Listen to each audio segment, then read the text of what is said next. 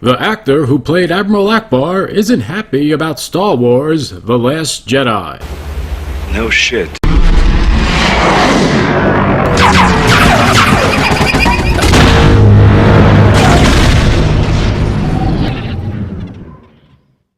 How's it going, everybody? This is Phil.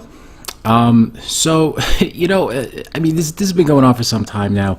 Ever since The Last Jedi came out and essentially split the fan community in two, and has had people taking sides and defending The Last Jedi, and people going after The Last Jedi and Rian Johnson, and there's been so much of a story beyond the actual story of the Star Wars Skywalker saga that it's become a saga onto its own. And one of the most fascinating things to see is when actual employees or even talent associated with Star Wars and Lucasfilm, they come out and they voice their displeasure with the actual movie. Now, we all know that Mark Hamill has done some things where he made some comments or tweeted out some things or done some interviews, and we've seen him kind of do it with a wink. We've also seen him pretty much just come outright and say that he had major issues with the handling of his character Luke Skywalker in The Last Jedi. When I read 8, I told Ryan, I fundamentally disagree with virtually everything you've decided about my character. And we've also seen instances where Mark might not even necessarily say anything or specifically do anything, but you could just see, if you read his body English, that the man it just looks in complete distress and anguish and disgust over the movie that he had to participate in, where they assassinated a character to the point where it's so palpable you could almost feel just his anger just coming out the pores of his skin. Good. I can feel your anger. I am defenseless. Take your weapon. Strike me down with all of your hatred, and your journey towards the dark side will be complete.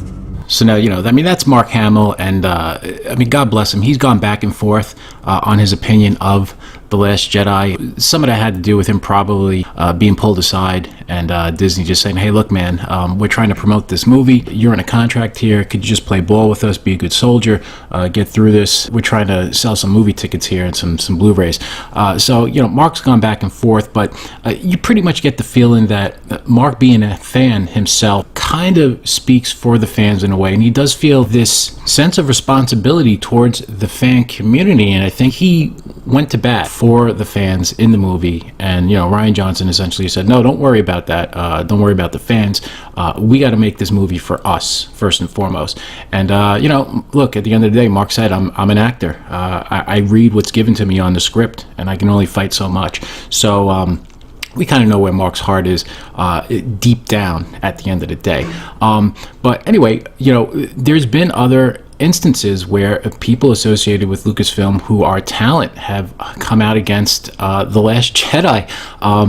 There was also, aside from the actor who in this article is featured, who was the puppeteer for Admiral Ackbar in Return of the Jedi, and as well as the sequel trilogy, we also have Tom Kane, who recently as Star Wars Celebration in Chicago, was on a panel, and out of nowhere, he just kind of came out and said he didn't like The Last Jedi and what they did to Admiral Ackbar in that movie. Now, I've been Ackbar for about 6 years, and so I was like, the forest moon of Endor, woman, it's a trap! All power to the forward shield. And I was not really thrilled about how they blew him out the side of the ship. I'm like, who's this Holdo woman? Nobody knows this. There's no one's invested in that. Who is she? Why is she saving the fleet? If anyone's going to save the fleet, it'd be. Oh, no. All right. Let's. So let's just real quick. Let's talk about Clone Wars. How cool? I mean, what a dick that interviewer is. You know, I mean, he sits there all weekend long on those panels with these guests that come in, and it's all formulaic. And he finally gets somebody that says something interesting, and he completely diffuses the situation and blows right by it. Because God forbid he did something that didn't fall in line with, you know, Lucasfilm's desire to have the public perceive everything was great and that everyone embraced and fully loved The Last Jedi. I mean, what a shill.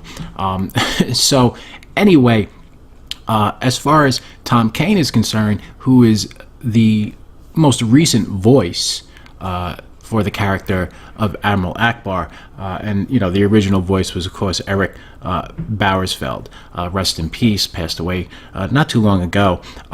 But as far as this character Admiral Ackbar, there seems to be you know, the actors who play him, be it the voice or the puppeteering, have issues. Much like many of the fans, many of the original trilogy fans, we have issues with the way that this character was unceremoniously dispatched in the sequel trilogy. He didn't get a hero send-off. He should have taken over command of the ship when Leia was in a coma. He could have been on a different part of the ship. I mean, it would make sense that he was on the command bridge with Leia at the time that it was blown away. But look, creative writing, he could have been somewhere else. I mean, the movie as a whole was lacking in creative writing, so that would explain why he did get blown out this side of the ship. But anyway, this article here is about the puppeteer Tim Rose. So let's go and see what Tim has to say, because it is pretty interesting. So now, just so everybody's forewarned, there's spoilers of The Last Jedi, just in case you want to click out of this and go watch that movie. Admiral Ackbar, the Mon Calamari who first appeared in 1983's Return of the Jedi, is best known for yelling, "It's a trap," died off screen during The Last Jedi, being sucked into space, sand spaceship, when the First Order fired upon a resistance ship's bridge. Of course, we never see anything actually happen to Admiral Ackbar, but they do say that he is lost in the scene after that. So now General Leia didn't grab his collar as she used the Force to propel herself to safety either. The film's editor has already said he wondered if Ackbar's death should have been handled differently, and now the puppeteer behind the character is also questioning Ackbar's abrupt end. Now, as far as the way they should have handled Admiral Ackbar's death, he should have assumed control, and he should have gotten the heroic send-off, the hyperspace kamikaze that Holdo was given. If I think everyone would have felt great joy in seeing Admiral Ackbar go off like that, like a hero.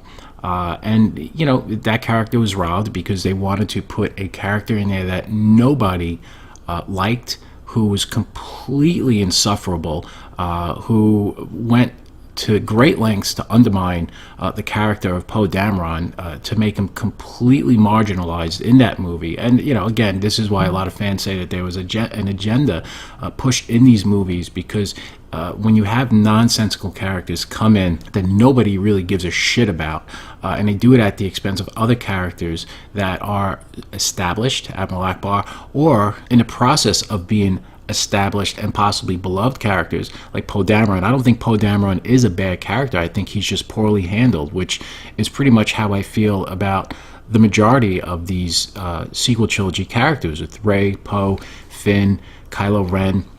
They're not necessarily bad characters in a sense of their idea, the concept of them, but it's the execution where they completely fall flat, and that's been a problem through the whole entire sequel trilogy. But yeah, as far as that editor is concerned, they certainly should have handled his death differently. He should have got the hero's handoff that he deserved. So puppeteer Tim Rose spoke to Jamie Stangroom. I'll link to Jamie's YouTube video where he did the interview with Tim Rose.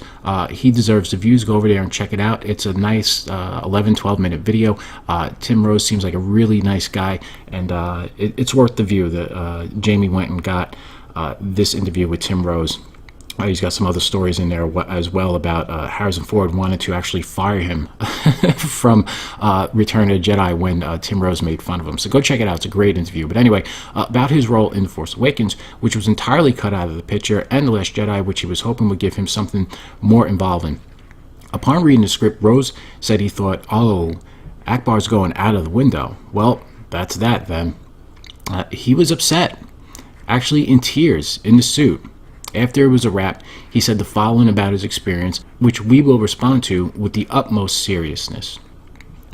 We finished all of our bits, and he asked me to come down to the camera. And I thought, oh well, maybe to go in to say thank you for being one of the heritage characters and giving 30 years and all that. But what they did was, they gave me a Millennium Falcon sign that had the day and the date on it, the scene number, and they said, can you look at the camera and say, it's a wrap? It's a wrap! Because that would be really funny. Jeez. I was actually in tears in the suit because I thought, after everything, after hoping there'd be something, after knowing there wasn't going to be anything else, Ackbar's final moment before he went into the box was a big joke about it's a wrap. They just thought, wouldn't it be funny? And that was the sum total of my life as Ackbar. What a mishap. And that's Uprock's take on this as far as trying to be funny, just like the dicks over on the set of The Last Jedi. So fuck you, Uprocks. That's what you get. And yeah, I know, we promised utmost seriousness. It was a trap. Your website is a trap. Anyway, this has kind of been the attitude with the original trilogy, with the characters from the original trilogy, the legacy characters, the expanded universe. Everything that a lot of longtime fans loved has been pretty much dismissed or marginalized or made a joke of. It's undermined a fan base that shepherded this franchise for years and years and years when there really was nothing going on aside from maybe some books and some video games, but no movies. You know, the fans that kept it alive all these years and the actors who showed up at the conventions and signed the autographs for the fans and really had a connection with the characters that they played on screen. You know, Admiral Ackbar is, he's an ancillary character. He's a supporting cast member. But there are actors who, they develop a bond with the character. Now, Tim Rose is the puppeteer who has been here the whole time. With Return of the Jedi all the way up through to the sequel trilogy. For over 30 years, Tim Rose had a real connection with this character. And he felt an attachment to it. And, you know, he was insulted by what they made him do the last day on set. And everyone got a good laugh out of it. And, you know, Tim got a cry because he felt sad about how everything that he felt good about with being a participant in this huge franchise that, you know, it's beloved all around the world. He felt poorly about how his character was treated. And how he was made to kind of get up there and like a dancing monkey one last time in that suit before he had to take the costume off and put it in a box and shove it on over to Lucasfilm Archives, never to be seen again. So anyway, look, you know, this kind of treatment towards the legacy characters, towards legacy fans, towards the original trilogy, it's the kind of stuff that kind of drives me nuts. And you know, movies like The Last Jedi where they assassinated a bunch of characters and really mishandled some pretty great legacy characters, Luke Skywalker and Admiral Ackbar, and you know, and this has just been like a theme that's run through it. And you know, that quote, it all comes back to let the past die, kill it if you have to. And what do we see now in The Rise of Skywalker? But nothing but nostalgia. They're rolling out everything they possibly can with Lando Calrissian, bringing Luke back as a ghost, getting Carrie Fisher back in there with old footage that she shot that hit the cutting room floor. They're doing everything they possibly can to bring back all of these legacy characters that they were so quick to dispatch, because they're the ones that sell the tickets. They're the ones that get the asses in the seats. They sell the merchandise, and they make people run to the stores and pick up everything off the shelves. So anyway, I mean, I feel bad for Tim Rose here. I feel bad for Tom Kane, the voice of Admiral Ackbar, Tim and Tom, TNT. I feel bad for Mark Hamill. You know, these legacy characters, we can only imagine what they're going to do to Lando Calrissian. I would have to think that they might have learned something at this point where Lando actually gets to be the one character that rides off into the sunset with Chewie and the Millennium Falcon. One could only hope. But we'll see come December with The Rise of Skywalker. Anyway, guys, that's what I got on this. Let me know what you think down below. How do you feel about this? You know, I mean, do you think Tim is justified in his reaction? and the way that he feels about this, the way that his character was treated, and the way they just kind of made him come out on set in costume like a big dope, to deliver their joke that they all thought was funny, and then sent him packing. After that day, probably nobody even mentioned him. They didn't really care. He was good for a few yucks, and then that was the end of it. So let me know how you feel down below. Feel free to like, subscribe, comment, and do all that good stuff, yada, yada, yada. And I will talk to you guys sometime soon. As always, have a great evening. Be happy, be safe, be healthy. Take care, guys. Bye-bye.